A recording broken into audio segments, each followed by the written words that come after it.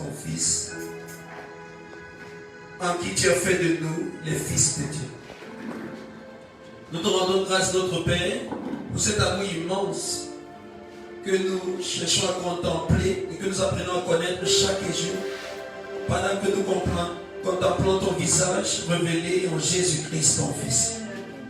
Nous disons merci pour notre rassemblement ce soir. Pour ces 3 jours de programme, nous prions, notre Père, que ton esprit qui est en nous puisse nous illuminer et nous apprendre, nous enseigner tout ce que tu nous as appris. Merci Seigneur pour ta grâce. Merci d'ouvrir nos yeux et de nous permettre de te voir et ainsi de nous voir tel que tu nous vois.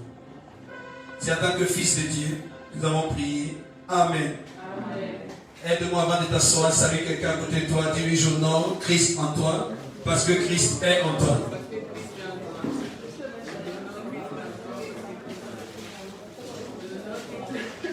Nous pouvons nous asseoir.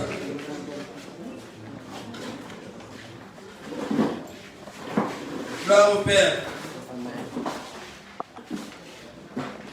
Je suis content de voir chacun d'entre vous ce soir. Amen. Amen. Et par la grâce de Dieu, nous sommes là pour 3 jours. Et nous allons passer des moments vraiment merveilleux dans l'évangile de Jésus-Christ. Amen. Amen. Si vous nous regardez en ligne, je suis le révérend de Namjuki et vous assistez actuellement à 3 jours de séminaire sur le thème Sauvé. Amen. Amen. Amen. Est-ce qu'en français ça va aller pour tout le monde? Amen. Quelqu'un ici qui ne comprend pas français? Très bien.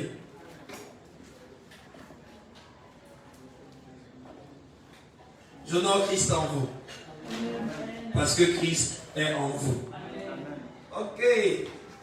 Par la grâce de Dieu, nous allons naviguer dans les évangiles, les épîtres de l'apôtre Paul, et même dans les Saintes Écritures pendant ces 3 jours. Et nous allons essayer de comprendre quelle est la pensée de Dieu en ce qui concerne le salut. Est-ce que tu peux m'aider à demander à ton voisin, es-tu sauvé? Amen.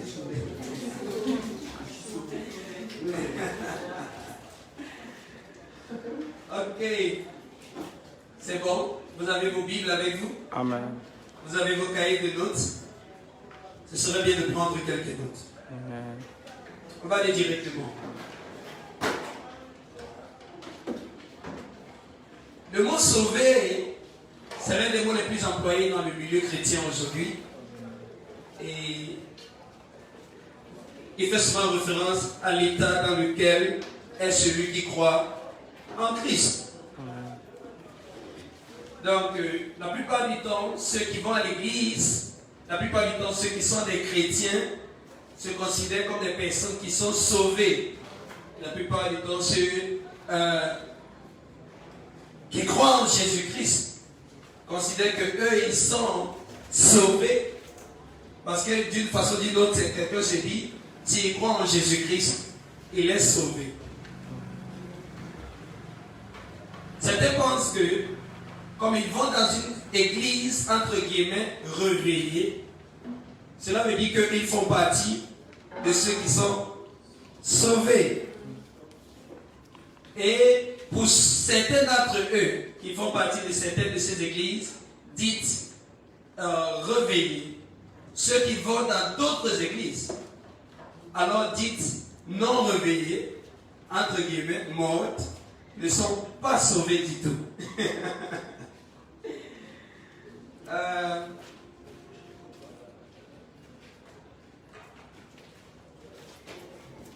Et pour d'autres encore, sauver pour eux, ça veut dire que si Jésus-Christ vient maintenant, ils vont partir au ciel. Ou bien s'il arrive qu'il meurt maintenant, ils vont partir au ciel. Donc, la plupart du temps, beaucoup de personnes tiennent leur interprétation personnelle de ce qu'on conçoit pour être le salut.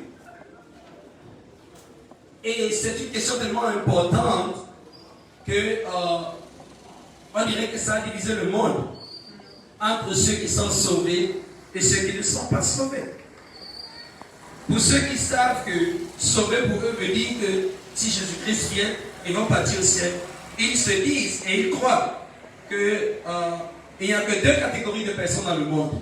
Il y a eux qui sont prêts pour partir au ciel et il y a les autres qui ne sont pas prêts. Parce que si Jésus-Christ arrive maintenant, certaines de ces personnes, d'après eux, seront laissées et d'autres vont partir.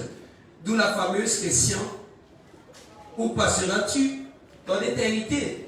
Et encore pour d'autres, si Jésus vient maintenant, où iras-tu? Et encore pour certains, lorsque l'évangile leur est présenté, quelque chose du genre leur dit, si tu meurs maintenant, est-ce que tu es sûr que tu vas partir au ciel?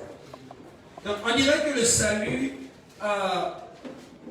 pour plusieurs, revient à être qualifié pour aller au ciel. Et pour d'autres, c'est parce qu'ils vont à l'église. Et que leur église, c'est l'église de ceux qui sont sauvés. Donc c'est pour ça qu'il est important pour les chrétiens, pour nous qui utilisons beaucoup ce mot sauver, et pour nous qui croyons que nous sommes sauvés, et parfois croyons le contraire pour les autres. Il est bien important de comprendre, il est bien important de savoir de quoi il s'agit véritablement. Et quelle est l'importance de ceci? Quelle est la place du salut dans la vie des hommes? Peut-être vous êtes ici, vous n'avez peut-être jamais entendu parler du salut. Et aujourd'hui, on vous dit, on vous parle du salut. Est-ce que vous êtes sauvés? Et vous vous demandez, mais à quoi, qu'est-ce que ça a à voir avec moi? Moi, je suis en vie, je ne manque de rien, je me contente de ma petite vie. Je vous encourage à suivre avec nous. On va comprendre davantage ce que cela signifie véritablement. Amen. Mais tout ce que nous venons de citer, ce n'est que le point de vue des hommes. Et une seule chose qu'ils ont tous en commun, bien que ces points de vue peuvent être départagés, bien que ces points de vue peuvent être divisés, parfois même opposés, ils ont une chose en commun. Et la chose qu'ils ont en commun, c'est qu'ils reconnaissent tous que le salut dont il est question, ils n'en sont pas l'auteur. Donc, au moins on est tous d'accord sur une chose. Le sauveur, ce n'est pas l'homme lui-même qui veut être sauvé. Le sauveur, c'est Jésus-Christ. Donc, si nous sommes tous d'accord sur le fait que seul Jésus sauve, comme cela a été le slogan pendant beaucoup d'années, Jésus-Christ sauve et guérit. Si nous sommes tous d'accord qu'il y a une seule personne qui a la possibilité, qui a la capacité de sauver, et qui est le sauveur de l'homme, qui est le sauveur de l'humanité. À partir de là, on peut trouver un point d'entente et comprendre ensemble. Qu'est-ce qu'on va donc comprendre? On va comprendre que si Jésus-Christ est le sauveur exclusif de l'humanité, pour comprendre le salut, il faut comprendre donc le salut dans le contexte de Jésus-Christ. Parce que nous considérons comme salut, parce que nous appelons salut par la définition que nous empruntons, que nous prêtons au salut autant pour moi. Mais plutôt se contenter de recevoir ce que Jésus-Christ, qui est le sauveur exclusif de l'humanité, appelle le salut. Amen. Donc, si je ne me suis pas sauvé moi-même, si tu ne te sauves pas toi-même, comment tu sais ce qu'est le salut? Comment je sais ce qu'est le salut si je n'en suis pas l'auteur? Comment puis-je définir quelque chose dont je n'initie pas les règles? Comme quelqu'un a dit, si tu veux jouer à un jeu, il faut comprendre les règles de ce jeu. N'est-ce pas? Alors, si nous voulons parler du salut, il est important pour nous de comprendre ce que c'est. Et celui qui a initié ce salut est bien placé pour définir pour nous ce que le salut est.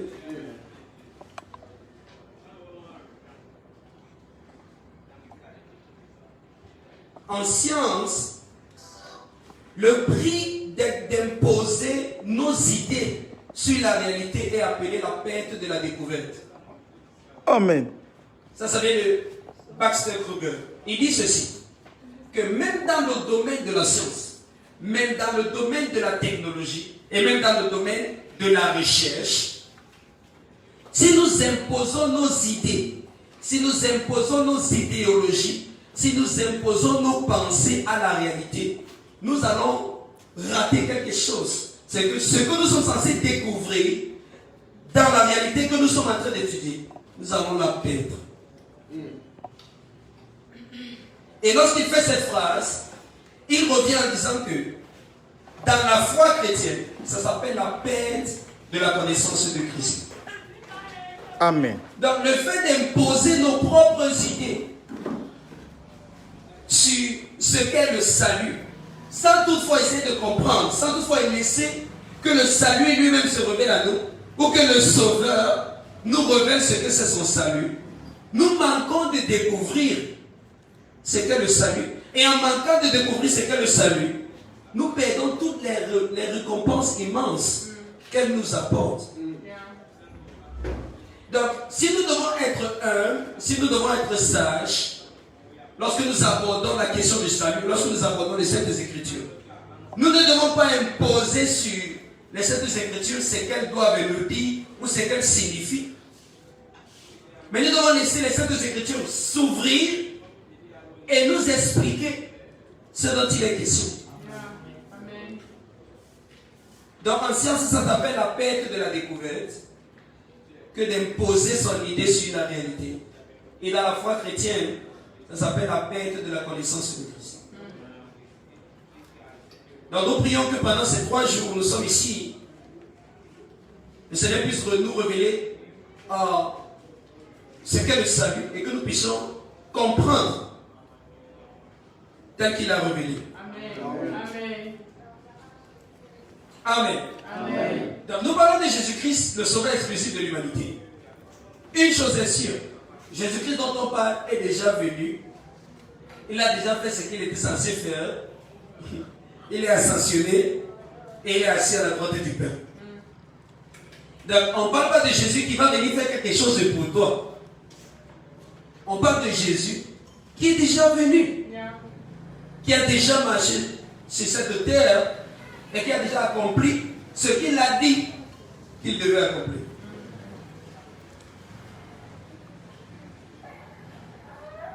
Mais seulement pour la plupart des êtres humains qui sont sur la terre, ce que Jésus-Christ a accompli ou ce que Jésus-Christ a fait n'est pas encore connu.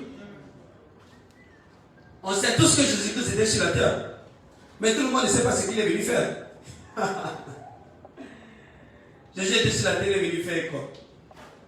Et en quoi est-ce que cela nous concerne? Pourquoi on doit entendre parler? Pourquoi est-ce qu'on doit être impliqué dans cet évangile? En quoi est-ce que ça nous concerne?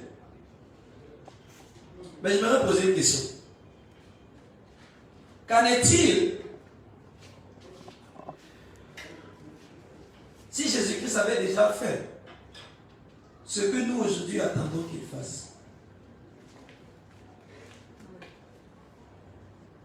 Que feras-tu si tu apprenais que ce que tu attends de Jésus, ce que tu attends de Christ,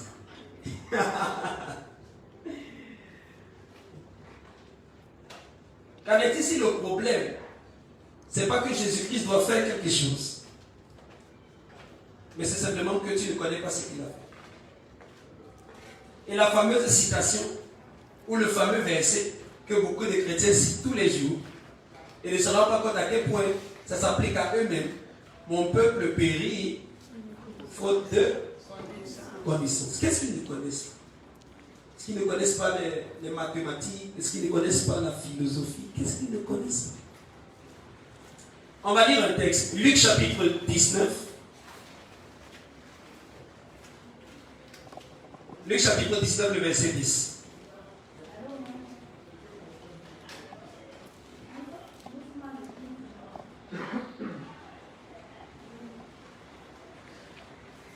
Luc chapitre 19, le verset 10, Jésus dit: car le Fils de l'homme, lorsque Jésus-Christ parle du Fils de l'homme, il parle de lui-même. Ok? Car le Fils de l'homme est venu chercher et sauver ce qui était perdu. Jésus-Christ le Seigneur parle de sa mission. Jésus-Christ le Seigneur parle de sa mission. Il dit pourquoi il est venu sur terre. Il dit pourquoi il a quitté le ciel. Et il dit pourquoi il a été envoyé. Et il dit, est-ce qu'on peut lire tous ensemble? One, two, car le Fils de l'homme.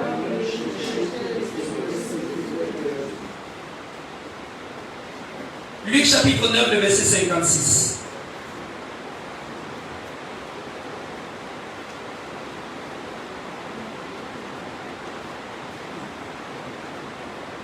Luc chapitre 9, le verset 56.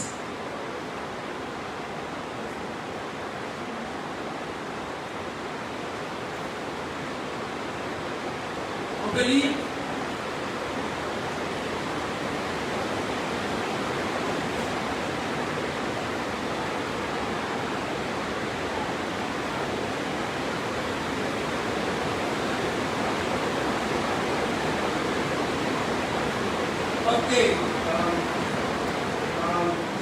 Lisons tous ensemble. Luc chapitre 9, le verset 56.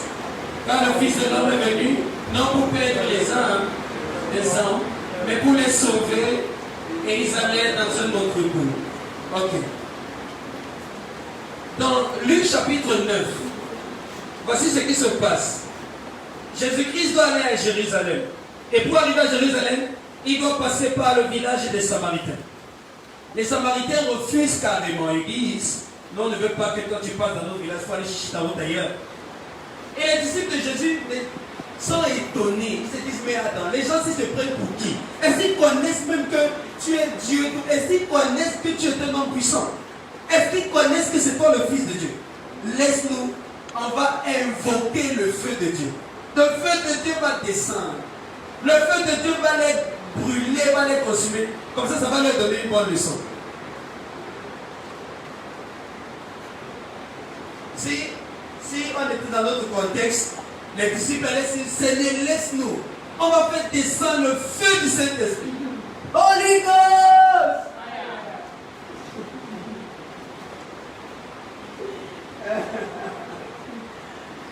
Mais chose étonnante, Jésus-Christ se tourne vers ses disciples. Il a dit, vous ne savez même pas quel esprit vous anime. Oh! Jésus-Christ empêche ses disciples d'invoquer le feu sur les autres êtres humains.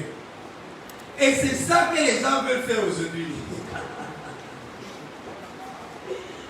Vous pensez que Jésus-Christ allait dire quelque chose de différent? Pas du tout. Donc il n'est pas question de faire ce genre de prière.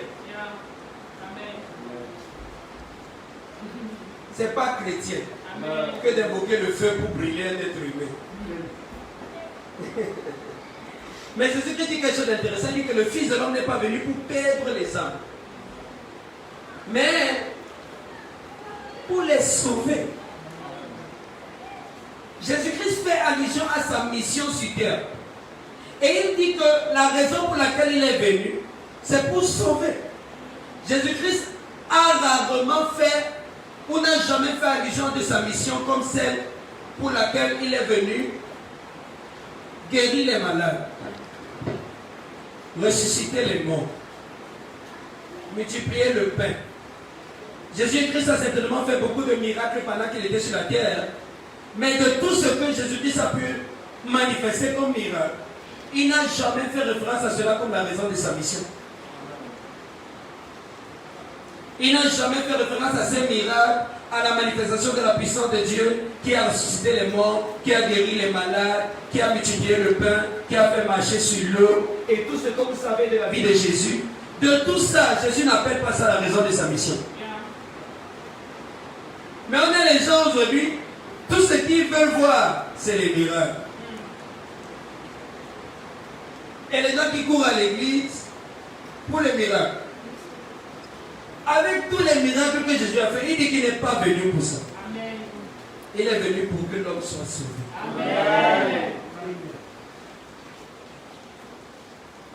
Et il n'a pas appelé les miracles qu'il a fait de sa vie de l'homme.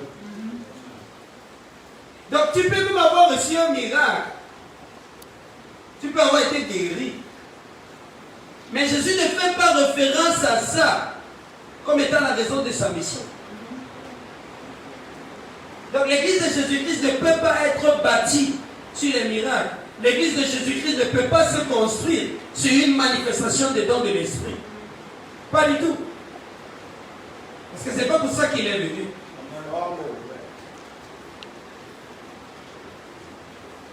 Je suis venu chercher et sauver ce qui était perdu. Une chose qui est perdue appartenait d'abord à quelqu'un avant de se perdre. Amen. Hello. Une chose qui est perdue appartenait d'abord à quelqu'un. Ça veut dire que ce que Jésus-Christ est venu sauver, c'est quelque chose qui appartenait au préalable à Dieu. Amen.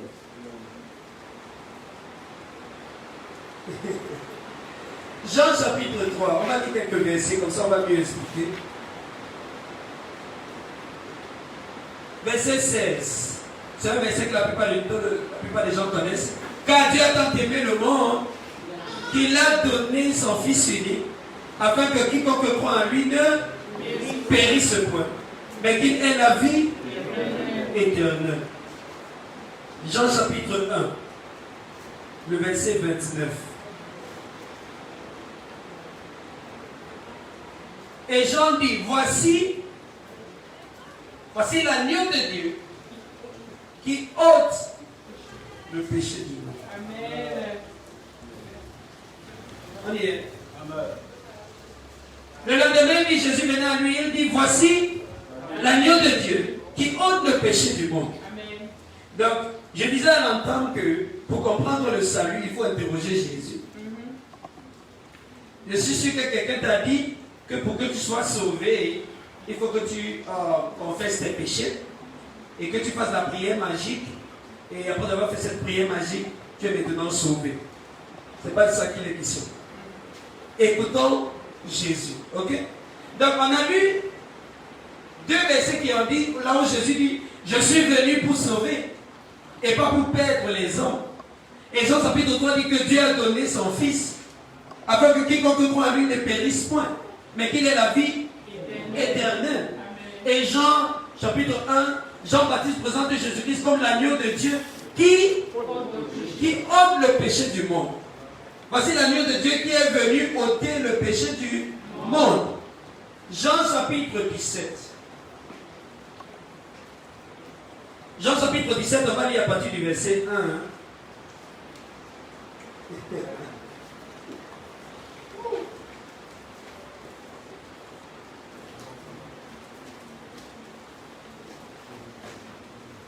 Jean chapitre 17, le verset 1. Est-ce qu'on peut lire? Après avoir ainsi parlé, Jésus leva les yeux au ciel et dit, Père, l'heure est venue, glorifie ton Fils, afin que ton Fils te glorifie. Verset 2. Selon que tu lui as donné le pouvoir sur toute chair, afin qu'il accorde la vie à tous ceux que tu lui as donné. Verset 3. Or, la vie éternelle, toi le seul vrai Dieu, et celui que tu as envoyé. Verset 4. Je t'ai glorifié sur la terre, j'ai achevé l'œuvre que tu m'as donnée à.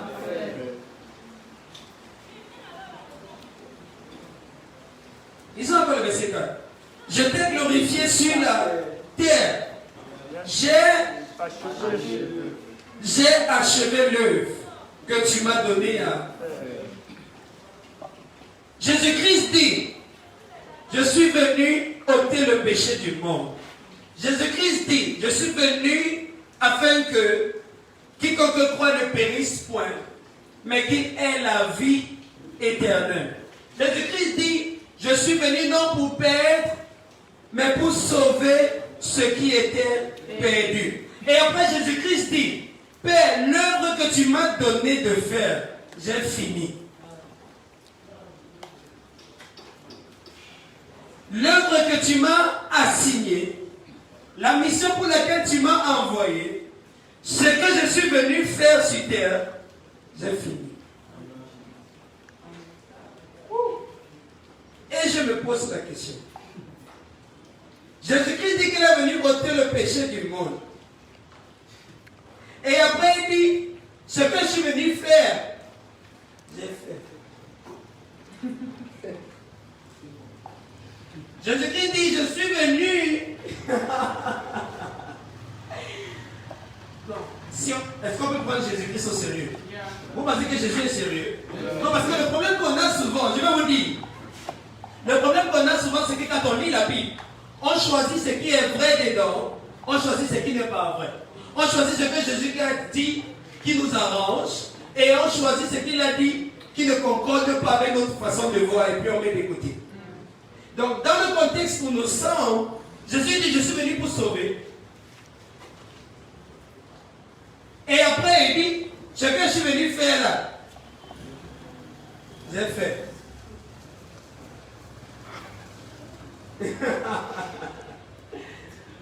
Est-ce que ça veut dire qu'il y a quelqu'un ici ce soir que Jésus-Christ a sauvé? Amen. Est-ce que ça veut dire qu'il y a quelqu'un ici ce soir pour qui Jésus-Christ était sur terre? Oh, peut-être tu ne comprends pas. Verset 2.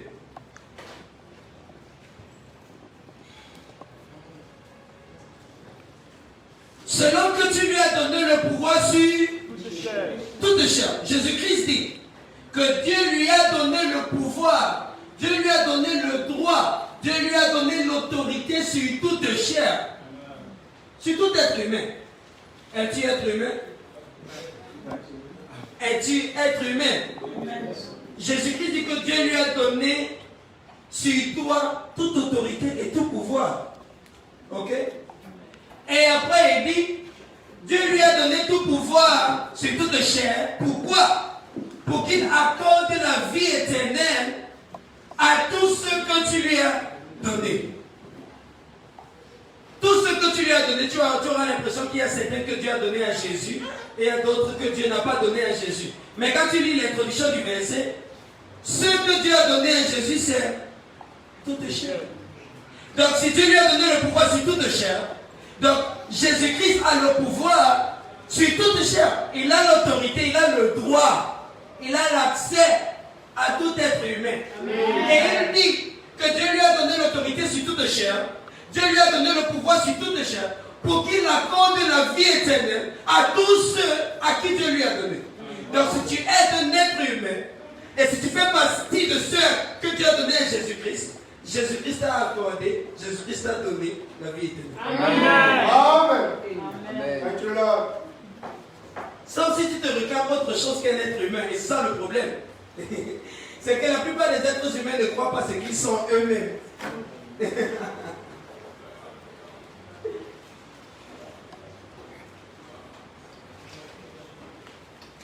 Comme tu lui as donné le pouvoir sur toute chair, afin qu'il leur donne, qu'il leur accorde la vie éternelle. Et Jésus dit ce que le Père lui a demandé de faire. Il a fini. Amen. Donc tu es assis ici, tu es un dépositaire de la vie éternelle. Amen. Je sais qu'on t'a dit que quand tu vas mourir, tu auras le ciel et là-bas tu auras la vie éternelle. Mais Jésus-Christ dit que le Père lui a donné tout pouvoir pour donner la vie éternelle, pas pour promettre. Pour donner la vie éternelle, pas pour promettre la vie éternelle. Amen. Et au verset 4, il dit que ce que le Père lui a demandé de faire, il a fait. Amen. Donc tu es assis, si tu me regardes, tu es un dépositaire de la vie éternelle. Amen.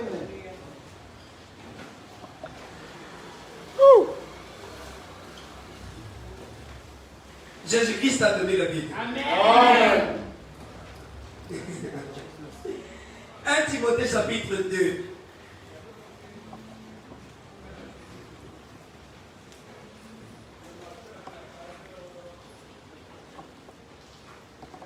On va lire le verset 3.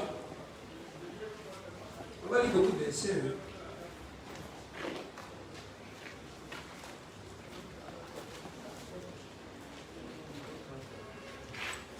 1 1 Timothée chapitre 2, verset 3.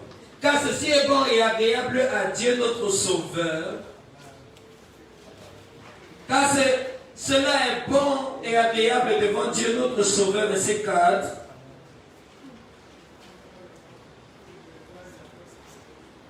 Qui veut que tous les hommes soient sauvés. Oh. Dieu veut que les chrétiens seulement soient sauvés. Dieu veut que seulement ceux qui partent à l'église soient sauvés. Dieu veut que seulement ceux qui lui obéissent soient sauvés.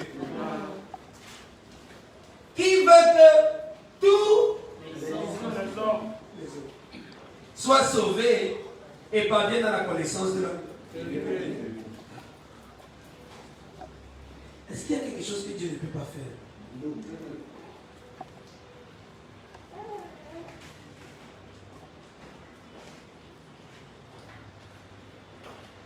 Tout ce que Dieu veut, il peut. Mais tout ce que Dieu peut, il ne veut pas. Amen. Il n'y a pas ce que Dieu ne peut pas faire. Mais Dieu ne fait pas n'importe quoi. Amen. Amen. Maintenant, ce que Dieu veut, rien ne peut l'empêcher de le faire. Il n'y a pas ce que Dieu ne peut pas faire. Mais ce que Dieu veut, rien ne peut l'empêcher de le faire. Donc, si Dieu veut le salut de tous les hommes,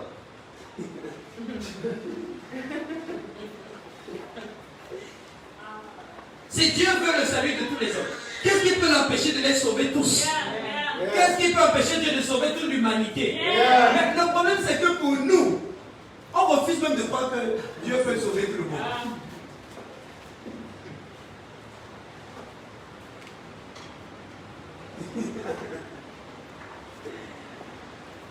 Nous parlons du thème sauver.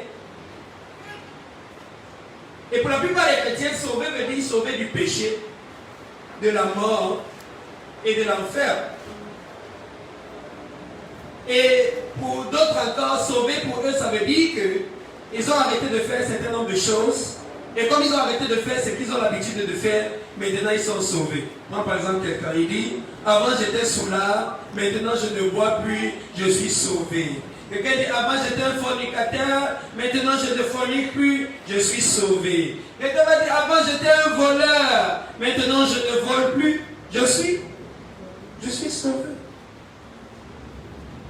Et ceci parce que les gens ont l'impression que Dieu n'est rien d'autre que la perfection de la moralité. Ça veut dire que pour eux, Dieu c'est l'être le plus juste, tout simplement. Dieu c'est la personne la plus intègre, la plus sainte, la seule personne qui ne pêche pas. Du coup, ils voient le salut en termes des choses que eux ils font, ou en termes de ce que eux ils ont arrêté de faire. Et pour eux, le salut se limite là-bas. Mais je pose la question. Quelle sera l'utilité de Jésus dans la vie de quelqu'un qui fumait et qui a arrêté de fumer et qui trouve que son salut est simplement parce que ce qu'il faisait, il a arrêté de faire? À quoi lui sert Jésus? Si le salut se résumait à arrêter de faire un certain nombre de choses qu'on avait l'habitude de faire, comme par exemple voler, mentir. Si un enfant est bien encadré, après avoir vécu dans ces choses, il va cesser de le faire. Donc il n'a même pas besoin de Jésus pour arrêter ça. Ça fait qu'on a ramené notre compréhension du salut à ce que nous faisons. Et on a mis hors de notre équation le sauveur exclusif.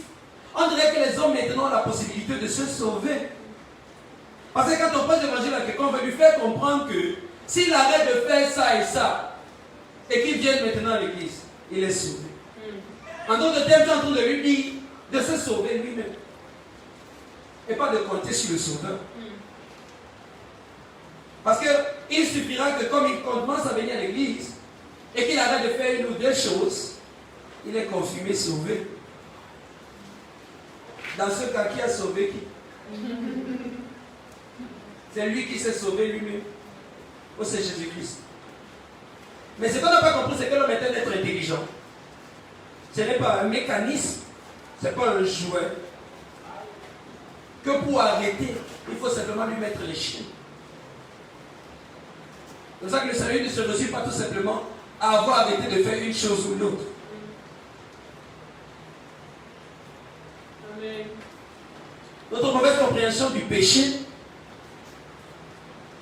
lorsque nous disons que nous sommes sauvés du péché, de la mort et de l'enfer, parce que quand certaines personnes disent qu'ils sont sauvés, pour eux c'est ça. Oui, je suis sauvé, ok. Tu es sauvé de quoi? Je suis sauvé du péché, je suis sauvé de la mort et je suis sauvé de l'enfer. C'est quoi le péché? C'est quoi la mort? C'est quoi l'enfer? Notre mauvaise compréhension du péché, notre mauvaise compréhension de qui Jésus est, a abouti à une mauvaise compréhension du salut. Parce qu'on n'a pas compris vraiment ce que c'était le péché. Et parce qu'on n'a pas compris qui est Jésus-Christ. Pour beaucoup de personnes, Jésus-Christ est simplement venu mourir sur la croix pour que Dieu pardonne nos péchés. Quand tu dis ça, tu es en train de dire que Dieu a refusé de te pardonner jusqu'à ce que quelqu'un meure à ta place. Ça veut dire que Dieu ne nous a pas pardonné. Puisque quelqu'un a payé le prix. D'après nous, Jésus-Christ, le Fils de Dieu, est mort pour que Dieu puisse pardonner nos péchés. Parce que Dieu a dit que si personne ne meurt, il ne pardonne rien. Donc comme Jésus-Christ est maintenant mort, Dieu a dit que, ok, comme il est mort, je vous pardonne. Est-ce que c'est le pardon là-bas? Si tu me dois, ok, et tu ne peux pas payer, je dis, tant que quelqu'un ne paye pas, je ne te pardonne pas. Quelqu'un vient maintenant la dette que tu es censé payer, me la paye, et puis je me tourne vers toi avec le sourire, et dis je t'ai pardonné.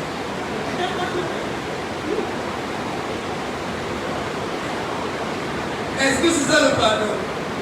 Est-ce que s'il fallait simplement que Jésus-Christ meure pour que Dieu excuse nos fautes?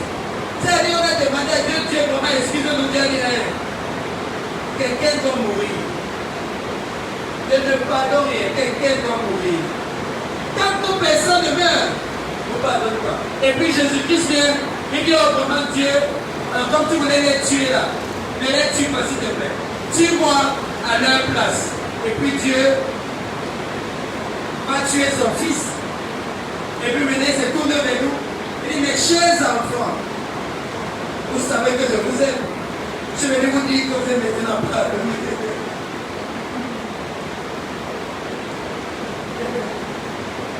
On est d'accord que ça ne ressemble pas à Dieu ça. Donc Jésus-Christ n'est pas venu mourir pour que Dieu pardonne nos péchés. Et puis c'était quoi le péché d'abord?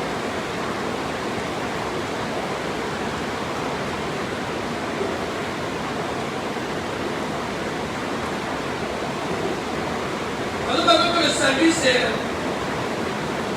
les choses que nous avons faites, que nous avons arrêté de faire. Et beaucoup de personnes pensent aussi que sauver ça veut dire aller au ciel. Pas parce qu'ils aiment le ciel, mais parce qu'à part le ciel, ce qu'on leur a proposé, c'est là où il y a le feu. Et qui veut partir au feu? Personne. Du coup, nous on veut être sauvés. Pas parce qu'on aime trop le ciel. Parce que quand tu dis à quelqu'un au ciel, on ne va même pas manger, lui dit, ah, on va aller faire quoi là-bas. Mais si tu lui dis, à part le ciel, ce n'est qu'un appel que tu choisis, quel est le meilleur poste.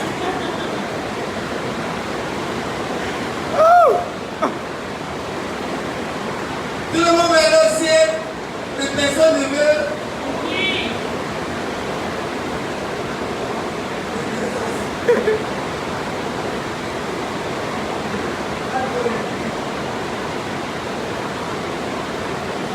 Donc, on a peur d'aller en enfer.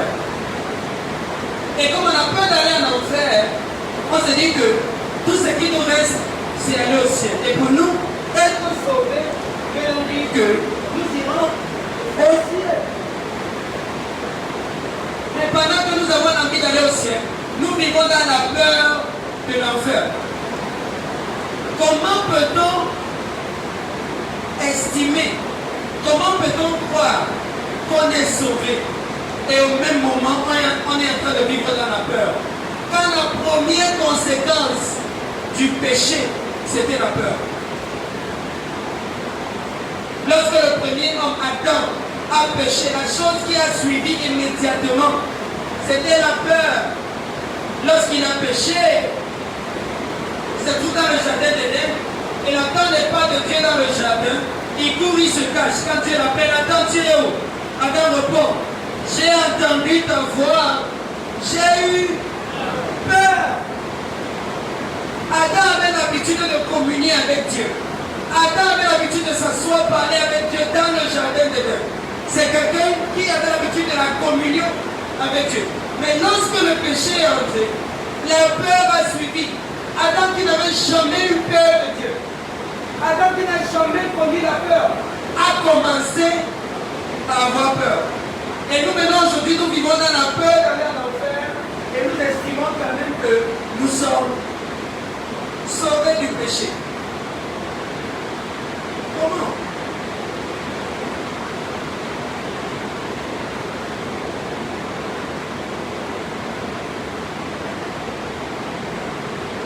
Comment peut-on estimer qu'on est sauvé du péché au même moment qu'il nous a la peur d'aller en enfer? Lorsque la première conséquence du péché d'Adam a introduit tout simplement dans nos cœurs la peur. Donc si nous avons même encore la peur d'aller en enfer, se pourrait-il qu'on n'ait vraiment pas été sauvé?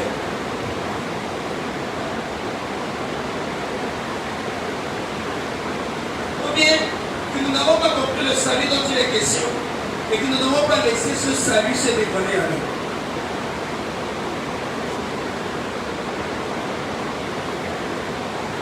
Donc nous sommes sauvés. Si nous sommes sauvés du péché par exemple, c'était quoi le péché au départ? Qu'est-ce que Adam a fait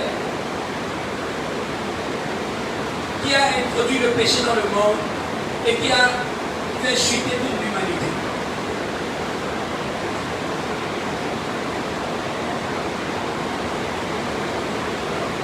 Pour comprendre la question du salut, il faut rentrer à l'origine. Parce que lorsque Jésus-Christ vient sur la terre, la parole de Dieu l'appelle l'agneau de Dieu qui a été immolé avant la fondation du monde. Donc la venue de Jésus-Christ n'a jamais été accidentée. La venue de Jésus-Christ sur la terre n'a pas été la conséquence du péché d'Adam. La venue de Jésus-Christ sur la terre n'était pas parce que Adam avait fait quelque chose. Ce n'est pas Adam qui a contraint Jésus-Christ de venir sur terre. Le plan de Dieu tout au départ était déjà conçu et Jésus-Christ devait venir. Donc si nous ne comprenons pas ce qui s'est passé au début, nous risquons de ne pas comprendre ce que c'est le péché. Ok? Donc on va faire un bond en arrière. On va commencer là-bas. Pour voir qu'est-ce qui s'est passé. Comment est-ce qu'on est arrivé au point d'avoir besoin du salut? Amen. Amen. Genèse chapitre 1.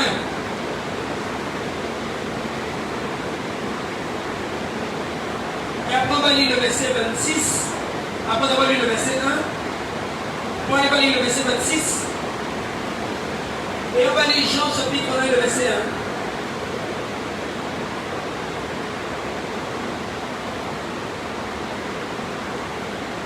Et après on va lire Colossiens chapitre 1 le verset 13.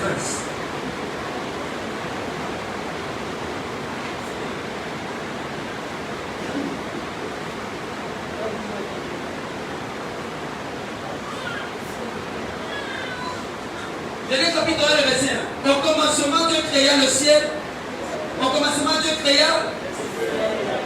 Au commencement Dieu créa les cieux et la terre. Lorsque tu lis ça, tu te dis que tout a commencé ici, n'est-ce pas? Donc au commencement, Dieu créa. Mais s'il faut comprendre la création elle-même, il faut attendre, il faut rentrer un peu avant la création. Avant de créer, Dieu faisait quoi? Avant que Dieu ne crée le ciel et la terre, il faisait quoi? Et pourquoi Dieu crée même d'abord?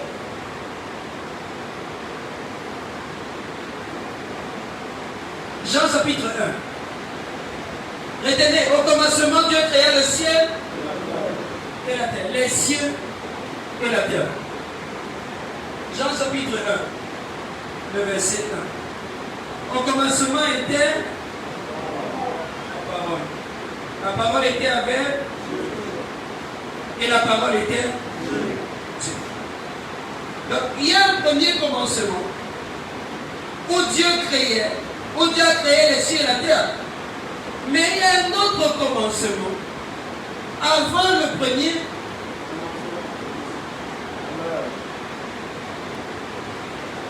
Au commencement, ça fait deux au commencement, n'est-ce pas? Maintenant, dans le commencement, si on conjugue le verbe au passé, au commencement était là. En d'autres termes, avant le commencement, la parole était déjà. La parole dont il est question était Dieu. Au commencement était la parole. La parole était avec Dieu. Et la parole était Dieu.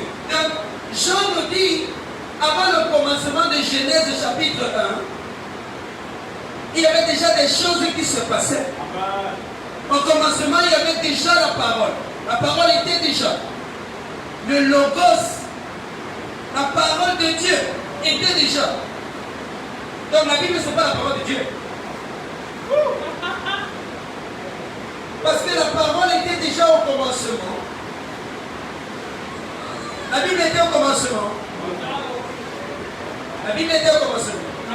Non. Au commencement était la parole. La parole était avec Dieu. Lorsque Jean parle de la parole, on sait tout ce que Jean parle de Christ, le Fils éternel.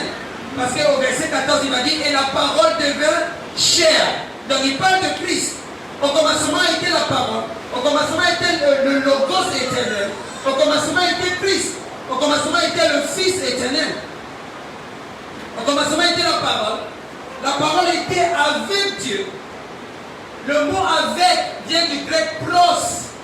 Pour dire, ils étaient en communion face à face. Au commencement, la parole était face à face avec Dieu. Au commencement, le Fils était face à face avec Dieu. Au commencement, le Fils était dans la communion avec Dieu. Et la parole et le Fils et Christ étaient Dieu. Attends. Il y a Dieu avec Dieu.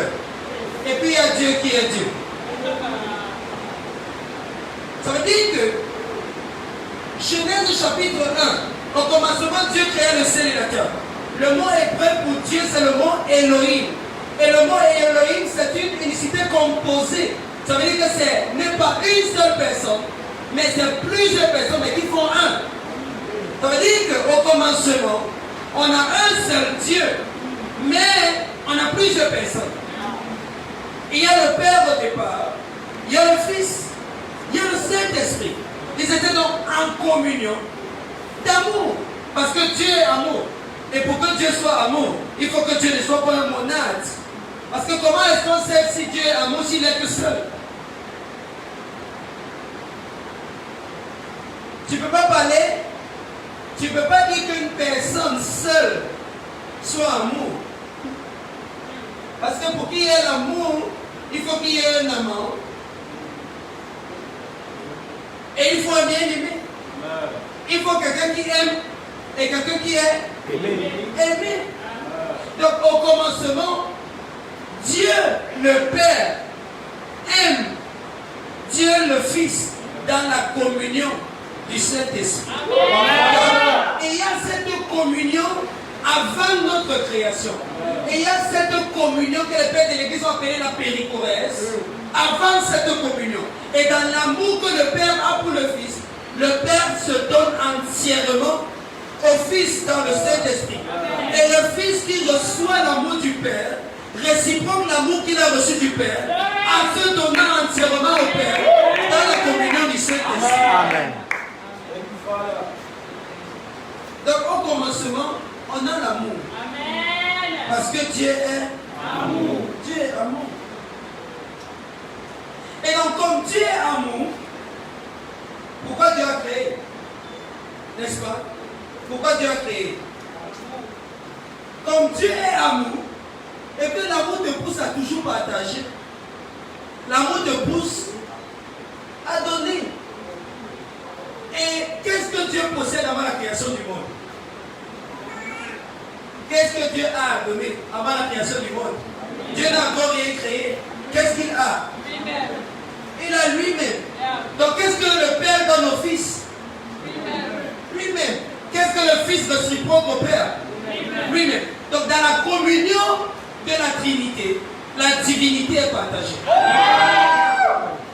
Dieu maintenant, Dieu qui est amour, choisit en tant qu'un seul Dieu de se partager avec autre que lui. Et comme il est amour, et que l'amour le pousse à donner à l'autre, que l'amour le pousse à donner ce qu'il a. Oh Dieu, tout ce que Dieu a, c'est lui-même. Dieu n'a pas de banque, il n'a pas de compte bancaire, il n'a pas de magasin. Tout ce que Dieu possède, c'est lui. La gloire de Dieu, c'est quoi? On parle souvent de la gloire de Dieu. La gloire de Dieu, la gloire de Dieu. La gloire de Dieu, c'est quoi? Tout ce que Dieu possède, c'est ce qu'il est. Amen. Toute la gloire de Dieu, c'est ce que Dieu est. Amen. Dieu donc, qui est amour, est poussé par l'amour qui est lui-même de se partager avec quelqu'un d'autre. Et comme il faut qu'il se partage avec quelqu'un d'autre, il n'y a personne d'autre. Et comme il n'y a personne d'autre, Dieu va créer l'autre.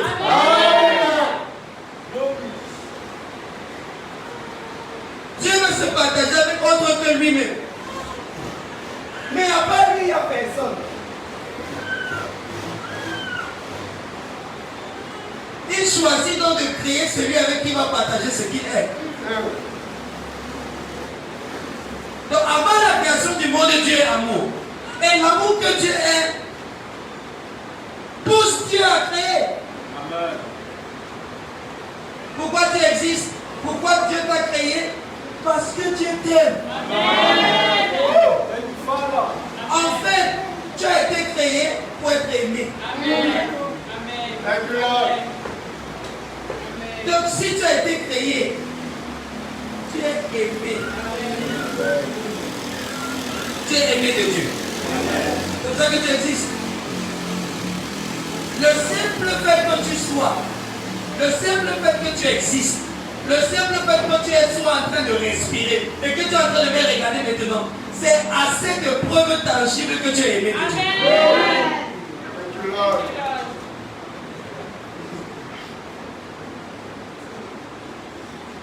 Pourquoi est-ce que Dieu a créé les hommes? Non, c'est pour qu'ils le servent. Tu es en train de dire que Dieu avait besoin d'un service. Mais on parle de Dieu tout-puissant.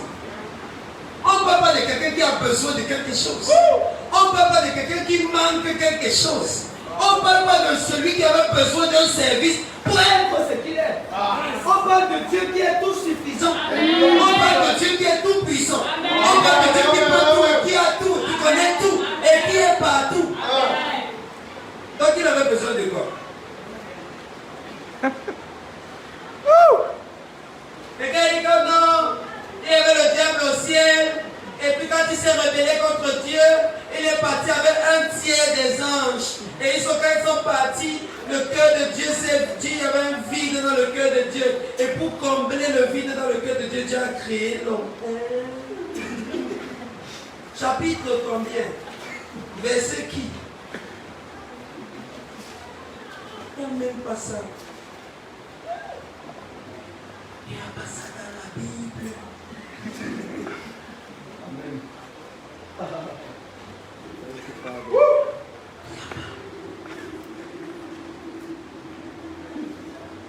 Dieu a créé les hommes pour rendre le diable jaloux.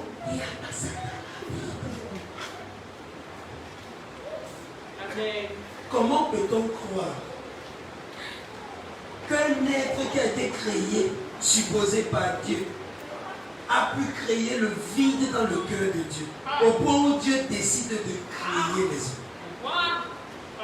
Comment on a fait pour croire le genre des choses?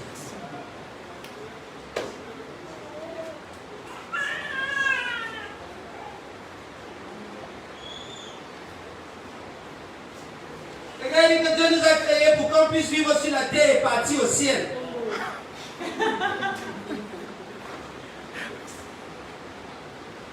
Donc, il a créé le ciel à part et il a créé la terre. Il a dit que, ok, la terre sera votre terrain d'essai. Si vous réussissez, vous allez me trouver ici là. Vous connaissez un jeu qu'on jouait quand on était petit? Quand on était petit, on jouait un jeu. Certaines personnes vont se mettre de ce côté, vont jouer le rôle des parents. Et des autres enfants qui jouent vont se mettre de l'autre côté, jouent le rôle des enfants.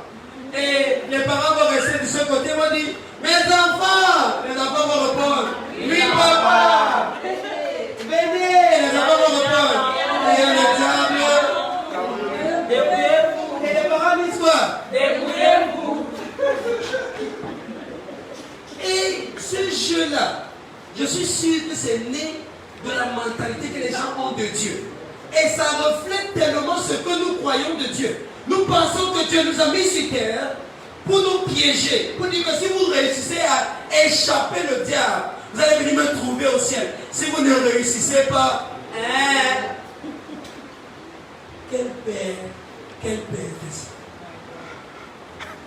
Quel parent responsable fait le genre de choses? Et c'est ce que nous croyons de Dieu. Que Dieu nous a créés, il nous a mis sur terre pour nous tester. Si on réussit à échapper les ruses du diable, si on réussit à faire que le diable ne nous tente pas trop, ou qu'on ne tombe pas dans la tentation, on va finalement le retrouver à nous. Et c'est ça qu'on appelle salut. On appelle ça être sauvé.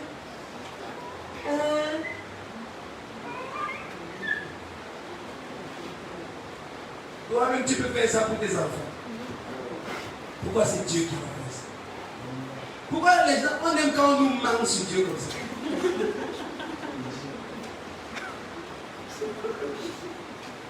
Quand tu dis la vérité sur Dieu, les gens ne veulent pas comprendre.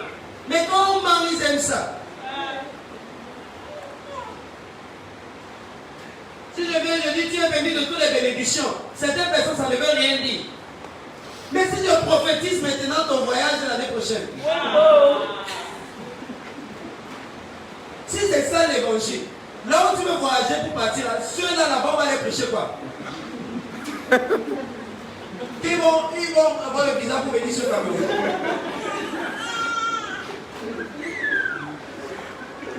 Soyons sérieux. Donc Dieu au départ c'est une communion d'amour. Dieu est essentiellement amour. Il n'y a aucune caractéristique de Dieu qui peut contredire l'amour que Dieu est. Amen.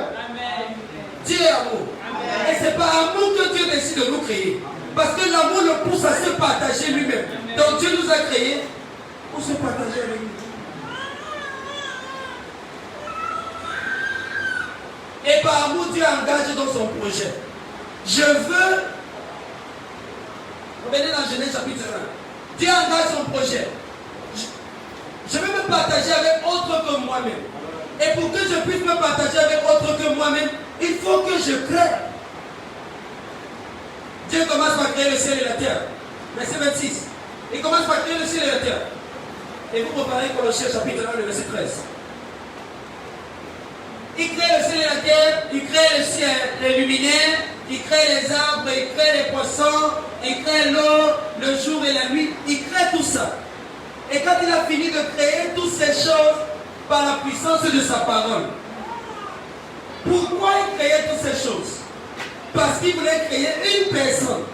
Et cette personne a été créée seulement parce que Dieu veut partager l'amour qu'il est. Puis Dieu dit, faisons l'homme à notre image. Pourquoi? Toutes les autres choses qu'il a créées, il a dit que le poisson soit. Il y avait le poisson.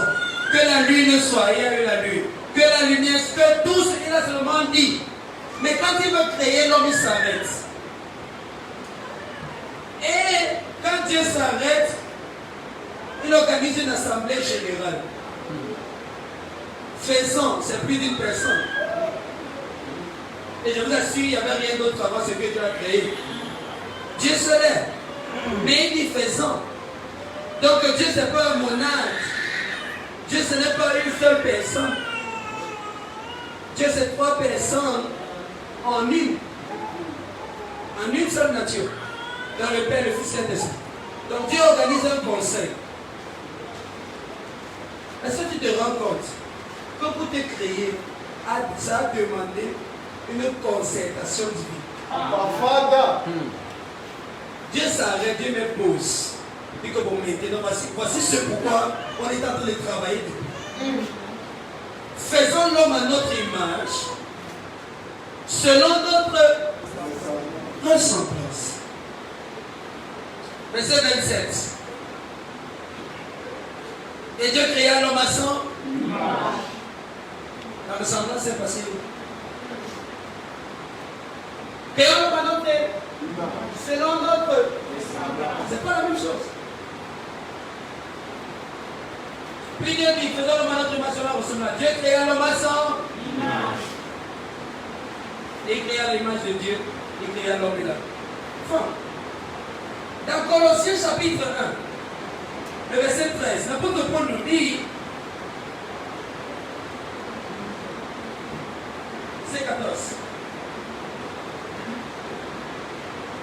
Il est l'image du Dieu invisible. Le premier-né de toute la. Et pas de qui? Il parle de Jésus-Christ. Il parle de Jésus. Donc, lorsque Dieu a dit, créons l'homme à notre image, et qu'il a créé l'homme à l'image de Dieu, c'est qui l'image de Dieu? C'est qui l'image de Dieu? Le Fils, Christ. Donc, lorsque Dieu a créé l'homme à son image, il a créé l'homme en Christ. Pourquoi est-ce qu'il a créé l'homme en Christ? Le but de l'ordre de Dieu, c'était que l'homme puisse recevoir tout l'amour que Dieu veut lui donner. Or, dans la Trinité, dans la communion de Père et Fils Saint-Esprit, la seule personne qui joue le rôle de réceptacle de l'amour de Dieu, la seule personne qui reçoit l'amour avant de réciproquer, c'est le Fils. Parce que l'amour origine du Père, qui aime le Fils et qui se donne au Fils. Le Fils a dans la capacité de recevoir tout l'amour du Père avant de réciproquer. Donc comme Dieu veut donner, il crée l'homme à l'image de son Fils, il crée l'homme dans son Fils, pour que l'homme soit capable de recevoir tout l'amour que Dieu a donné, comme son Fils reçoit tout l'amour que Dieu lui donne. Amen.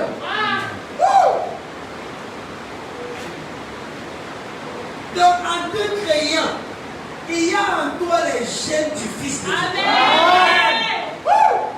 Parce que tu as été créé dans le Fils pour recevoir tout l'amour que le Père a pour le Fils.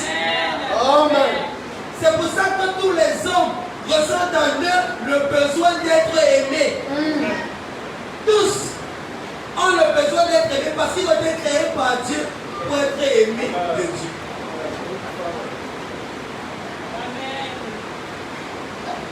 Est-ce que tu apprends quelque chose?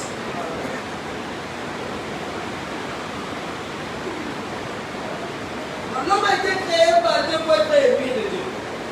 Et il a la capacité de recevoir tout l'amour que Dieu peut lui donner. C'est pour ça que tant que l'homme n'a pas reçu l'amour de Dieu exprimé pour nous en Jésus-Christ, il sent toujours le vide dans son cœur. Donne-lui tout. Donne-lui tout ce que tu peux lui donner. Le vide qu'il ressent, qui ne peut être comblé que par l'amour de Dieu, ne sera jamais comblé par lui. Parce qu'il a été essentiellement créé dans ce but. Amen. Vous pouvez avancer. Ça va jusque-là? Donc Dieu ne nous a pas créé à cause du diable, on est d'accord?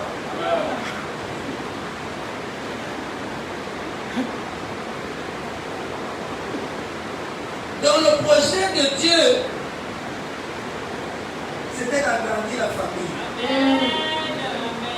La famille de Père, Fils, Saint-Esprit devait s'étendre. Dieu voulait beaucoup d'autres fils, mais qui ne soient pas simplement les autres fils, qui soient uniquement dans le Fils, exactement comme le Fils, pour recevoir tout l'amour que le Père donne au Fils.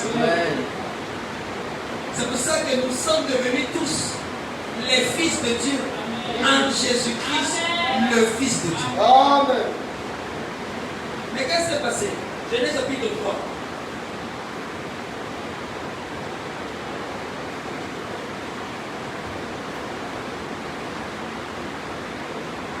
L'homme qui était créé à l'image de Dieu ne pouvait pas se connaître en se regardant à lui-même.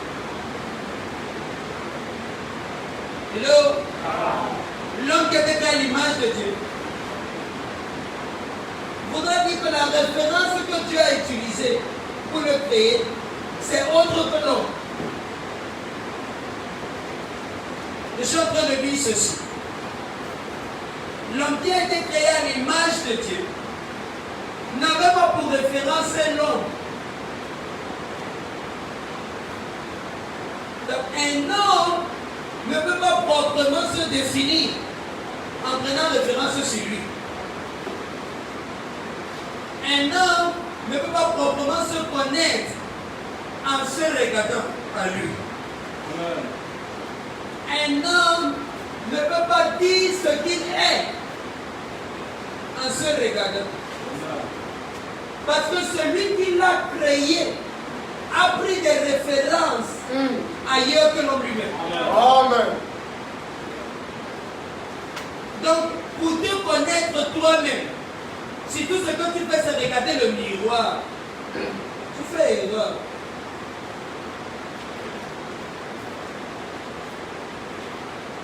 Donc, le référentiel de l'homme, c'est Dieu lui-même. Amen. Le point de repère pour définir un homme, c'est Dieu. Amen. Amen. Et à cause de ça, il n'y a pas une institution sur la terre mandatée pour dire à l'homme ce que l'homme est. En dehors de l'église de Jésus-Christ. Amen. Parce que seul Dieu qui a fait l'homme définit l'homme. Et Dieu prend les références sur quoi pour définir l'homme? Sur lui-même. D'après quels paramètres l'homme a-t-il été créé? Dieu.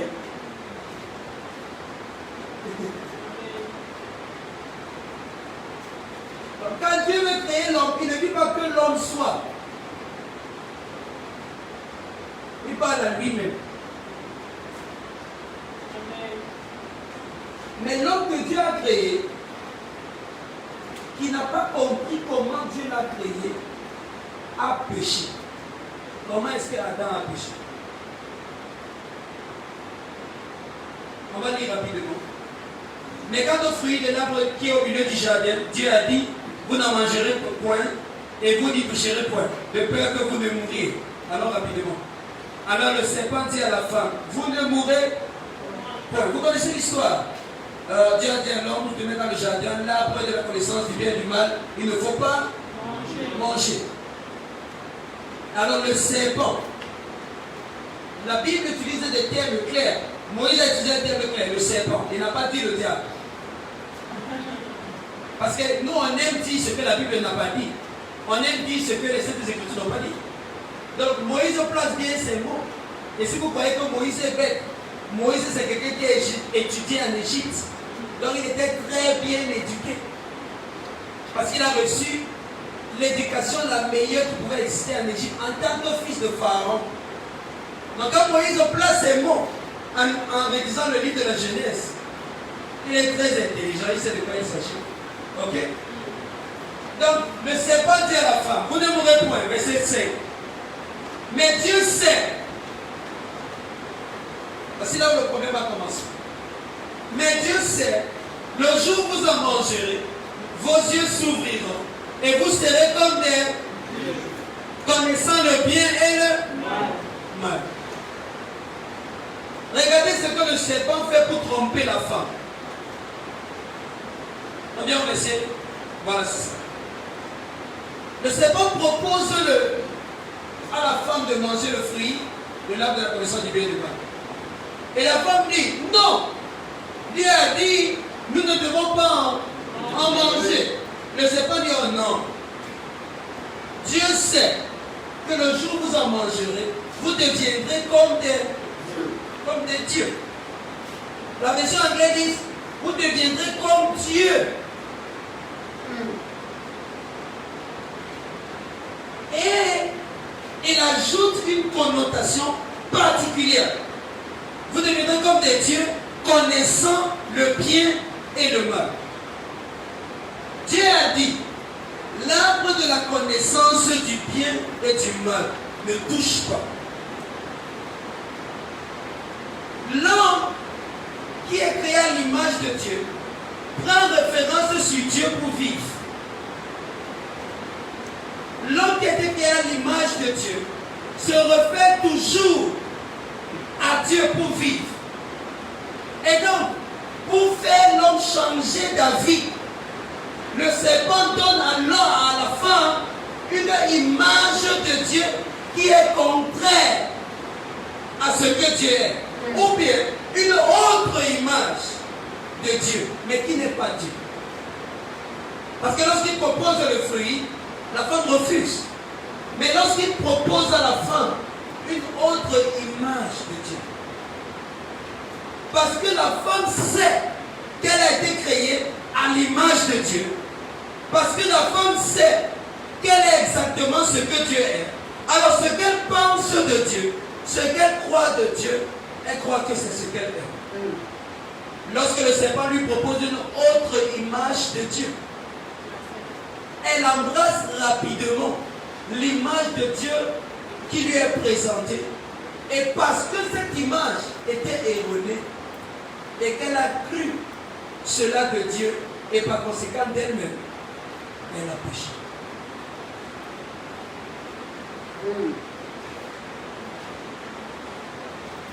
Dans le jardin d'Éden, le fruit de la connaissance du bien et du mal n'était pas l'avocat. Et ce n'était pas la pomme de France.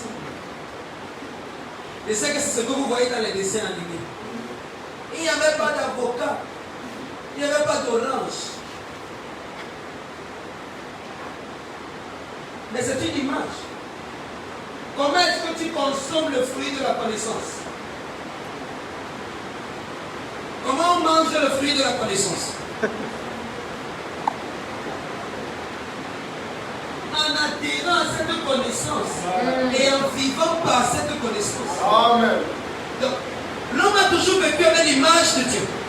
L'homme a toujours vécu en croyant quelque chose de Dieu. Et le jour où il adopte une nouvelle image de Dieu qui est contraire à l'image du vrai Dieu, le péché est entré dans le monde.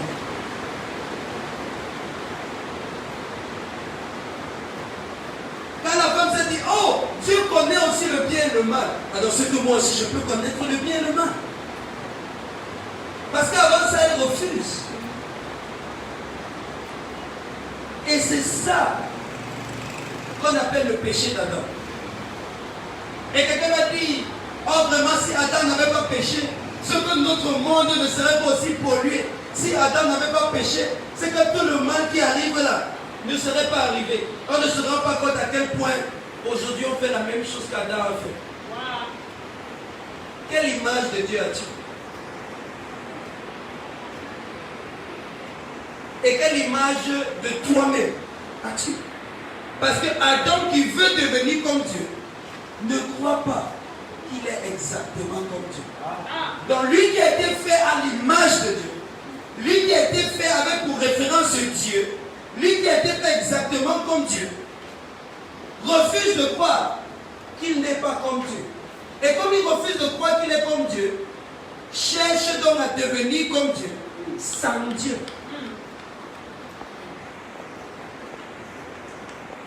Parce qu'il a refusé de croire qu'il a été créé à l'image de Dieu. Parce qu'il a refusé de croire, de connaître, de comprendre et de savoir ce que lui-même il est en tant que l'image de Dieu.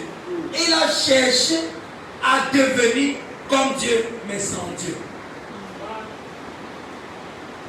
Et si je te disais que la plupart des choses que tu cherches à devenir, c'est ce que tu es maintenant en Jésus-Christ. Amen. Amen. Thank you, Lord. Alléluia.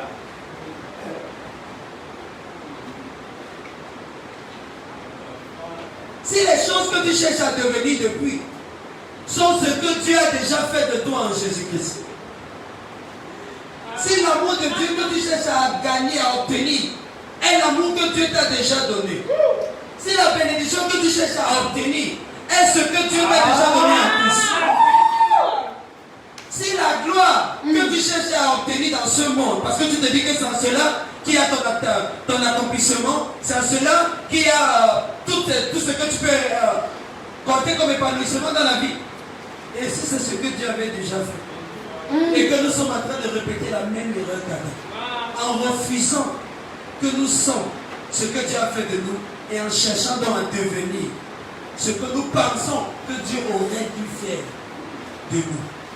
Et si tu étais vraiment une créature merveilleuse, et si tu avais été terriblement et merveilleusement fait, et qu'aujourd'hui tu te dis, oh non, ça ne va pas, il y a quelque chose qui manque. Je dois. Et si c'était ça notre problème, les choses que Dieu a déjà fait pour nous, on cherche à les faire pour nous-mêmes. Et rassurez-vous, chaque être humain vit avec la connaissance qu'il a de Dieu. Que tu le veux ou pas. Tu vis actuellement avec ce que tu crois de Dieu. Que tu le veux ou pas. Parce que l'homme est un être qui aspire toujours à adorer une divinité. Il y a quelque chose que tu crois de Dieu, même si tu dis que tu ne crois pas en Dieu. Tu crois quelque chose de Dieu. Et c'est ce que tu crois de Dieu qui forme ton idéologie dans la vie. Et c'est ce que tu crois de Dieu qui forme ta façon de voir les choses, ta façon de voir la vie. Ceux qui pensent que Dieu c'est un vengeur, un sanguinaire, savent que Dieu lui terrasse ses ennemis, les détruit. C'est pour ça que ça ne les gêne pas de prier que Dieu envoie le feu sur leurs ennemis.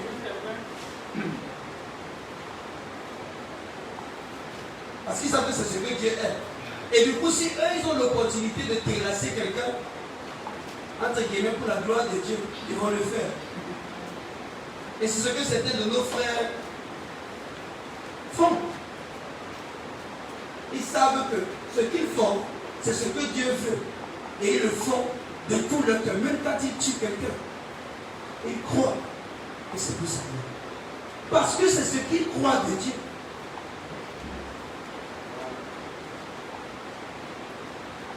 Donc c'était quoi le péché d'Adam?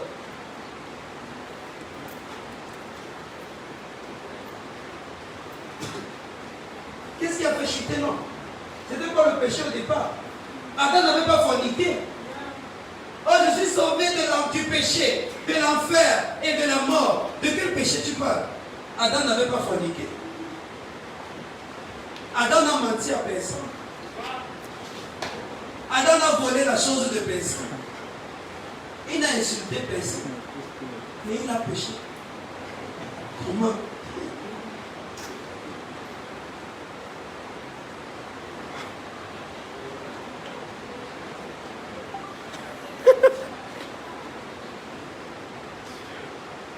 Je suis sauvé du péché, de l'enfer et de la mort. De quel péché tu parles? Tu es sauvé de quel péché?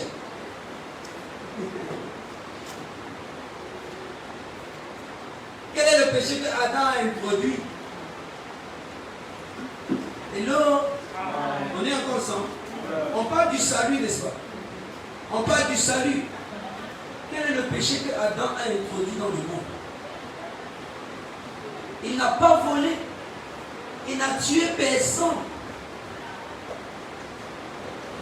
Il n'a pas forniqué. Il ne s'est pas prostitué.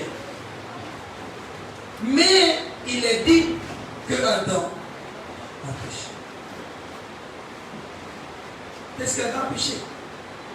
Adam a accepté une conséquence de Dieu et par conséquent de lui-même qui n'était pas vrai de Dieu et par conséquent de lui-même.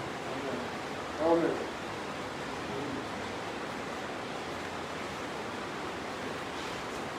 Adam a accepté une fausse information sur Dieu. Et vous n'imaginez pas combien de personnes vivent aujourd'hui avec des mauvaises informations sur Dieu.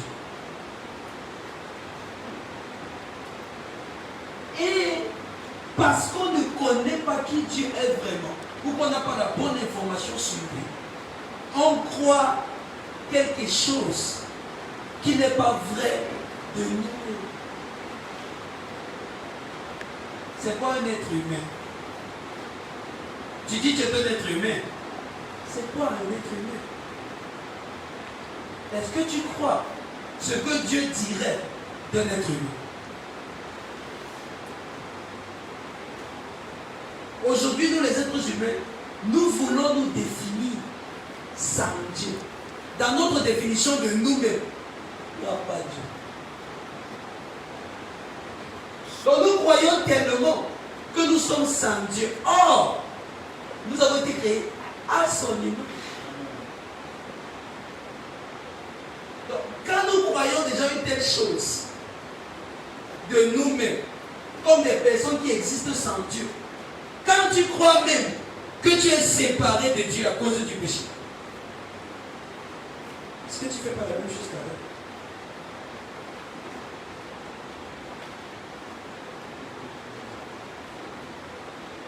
Quand nous croyons que nous sommes séparés de Dieu, quand nous voulons nous définir sans Dieu dans notre contexte, nous refusons de croire que nous sommes à l'image de Dieu. Et ça a conduit à la chute d'Adam. Adam était censé se connaître en regardant le visage de Dieu. En regardant le visage de Dieu, Adam allait voir son visage dans le visage de Dieu. Amen. Et en contemplant le visage de Dieu, il allait se rendre compte à quel point il est tellement comme Dieu. Parce qu'il était le fils de Dieu, délégué. Mais en prenant référence ailleurs, parfois je me dis, Adam était tellement resté avec les animaux, il a commencé à se confondre avec eux.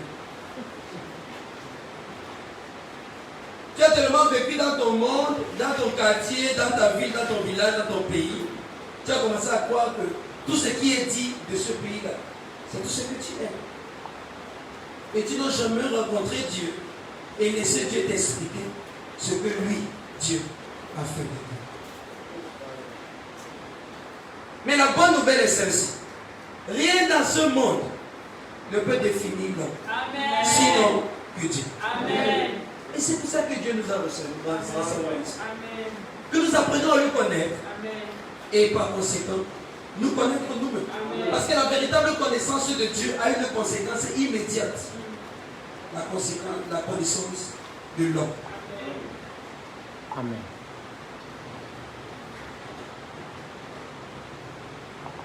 Donc, l'homme a été créé à l'image de Dieu. Pour être le vase qui devait contenir Dieu. C'était ça la cible. La cible n'a jamais été d'aller au ciel.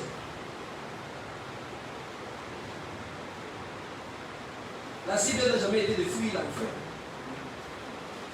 Mais la cible a toujours été d'être ces personnes qui reflètent Dieu. En vrai, voici c'est pourquoi tu as été créé. Amen. Tu as été créé à l'image de Dieu. Amen. Pour que lorsqu'on te regarde, on puisse voir rayonner Dieu. Amen. Amen. Amen.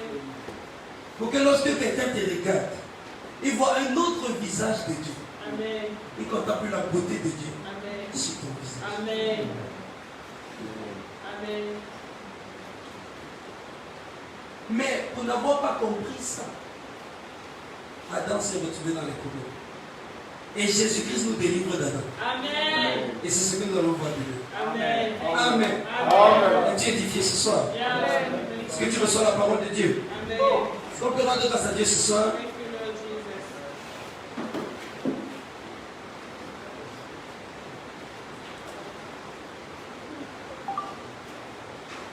Donc, nous pouvons nous mettre debout.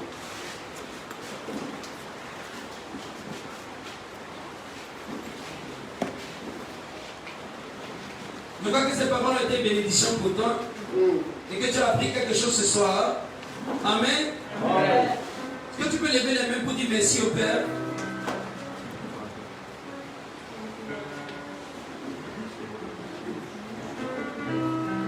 Thank you, Lord Jesus Christ.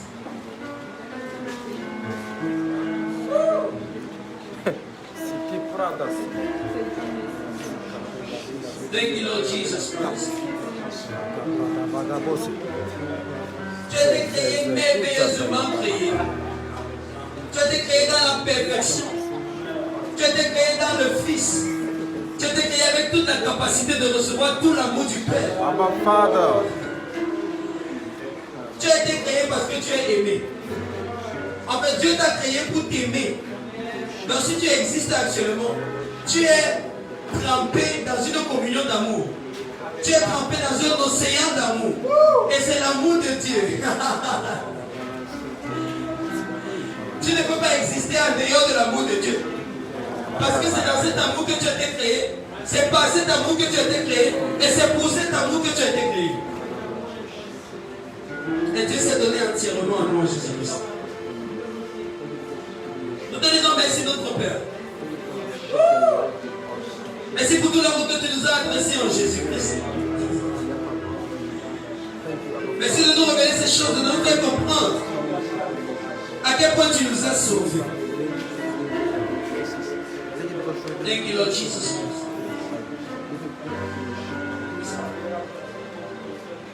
We are Lord of God, the beloved of the divine. We are embraced here in Christ. We are included in God's life. We are Lord of God. We are the beloved of the divine. We are embraced here in Christ. We are included in God's life. We are love of God. We are the beloved of the divine. We are embraced in Christ.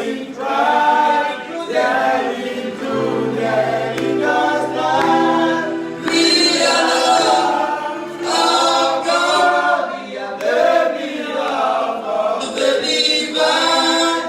We are embraced. We are in Christ. We are included in God's life.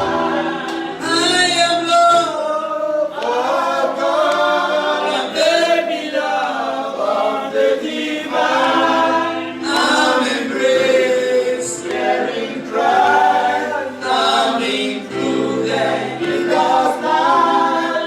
I am love of God. I am the beloved of the divine. I'm embraced. We are in Christ. I'm included in God's life. I am love of God. I am the beloved of the divine. I'm embraced. We are in Christ. I'm included in God's life. I am love of God. I am the beloved of the divine. I'm embraced. We are in Christ. I'm included in God's life. Est-ce que tu peux lever les mains, nous allons prier. Nous te rendons grâce, notre Père, ce soir, pour le privilège que tu nous donnes de nous rassembler en tant que tes fils et de recevoir l'évangile de ton Fils Jésus-Christ. Nous prions que nos cœurs soient ouverts pour recevoir ces paroles et qu'elles puissent porter du fruit, que nous apprenons à te connaître, toi le seul vrai Dieu et celui que tu as envoyé, Jésus-Christ, car cela est la vie éternelle. Nous disons merci pour cette soirée, pour les paroles que nous avons reçues. Merci pour le Saint-Esprit qui nous aide à comprendre et apprendre à te connaître avec exactitude.